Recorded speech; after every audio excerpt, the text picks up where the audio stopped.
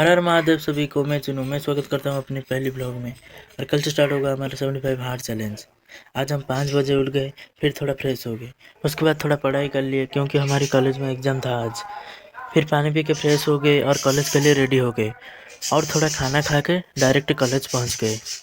और एग्ज़ाम देने के बाद दुकान आ गए, दुकान से सीधा मार्केट आए क्योंकि मार्केट में हमारा थोड़ी सी काम था। और काम ख़त्म करके सीधा घर आ गए।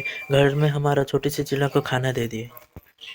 और आज हमारे घर में लक्ष्मी माँ की पूजा हो रही थी, इसलिए प्रसाद सेवन करके फील्ड चले गए खेलने के लिए। और थोड़ा थम्स अप पी के मार्केट चले गए घूमने के लिए और मार्केट से सीधा घर आ गए।